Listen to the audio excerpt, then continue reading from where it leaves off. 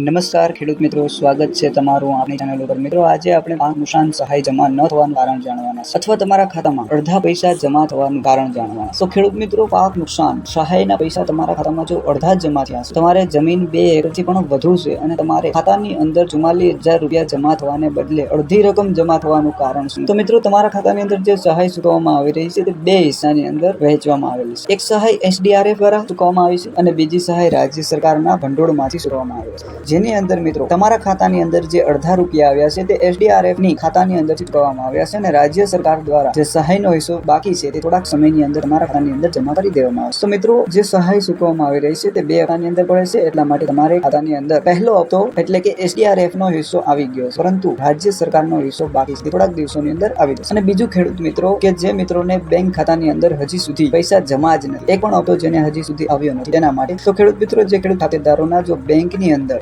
2 બેંકની અંદર ખાતા અને તેના આધાર કાર્ડની અંદર જે બેંક શેડિંગ કરવામાં આવી છે તે બેંક અને સહાયના ફોર્મ ભરતી વખતે જે બેંક ખાતું આપવામાં આવ્યું છે તે બંને જુદું જુદું હશે, તો જે પણ ખેડૂત મિત્રોને આધાર કાર્ડ સાથે જે શેડિંગ ખાતું હશે તેની અંદર જ સહાય ચૂકવવામાં આવી છે। તો ખેડૂત મિત્રો, જો તમે તમારા ફોર્મ ભરતી વખતે જે બેંક ખાતું દીધું છે તે ખાતાની અંદર પૈસા આવ્યા કે નહીં તે જોતા હોય તો એક વખત તમારું જે આધાર કાર્ડની સાથે શેડિંગ કરેલું જે ખાતું છે તે ચેક કરી લે। તેના માટે તમે વેબસાઇટ ઉપર લોગિન થઈ અને આધાર કાર્ડ શેડિંગ ઉપર ઓપ્શન પર ક્લિક કરી અને તમારું ખાતું એક્ટિવ છે કે ઇનએક્ટિવ છે અને કયું ખાતું તેની અંદર શેડિંગ કરવામાં આવ્યું છે અથવા તો કયા ખાતાની અંદર તમારું આધાર કાર્ડ સાથે લોગિન છે તમે જાણી શકો। અને મિત્રો, જે ખાતું આધાર કાર્ડમાં જોઈન્ટ હશે અને આધાર કાર્ડ શેડિંગની અંદર બતાવતું હશે તેની અંદર જ તમારા પૈસા જમા થશે। તો મિત્રો, એટલા માટે તમારા આધાર કાર્ડની અંદર જે ખાતું શેડિંગ કરેલું હોય તેની અંદર તમારે પૈસા આવ્યા કે નહીં તે ચેક કરો। દાખલા તરીકે ખેડૂત મિત્રો, જો તમારું ખાતું SBI ની અંદર પણ હોય અને ગ્રામીણ બેંકની અંદર પણ હોય, જો તમારી પાસે 2 બેંકના ખાતા અને ખેડૂત મિત્રો તમે ફોર્મ ભરતી વખતે SBI નું ખાતું આપ્યું હોય અને તમારું આધાર કાર્ડ ગ્રામીણ બેંક સાથે શેડિંગ કરેલું હોય તો તમારા પૈસા ગ્રામીણ બેંકની અંદર આવવાની સંભાવના રહેશે। એટલા માટે તમારે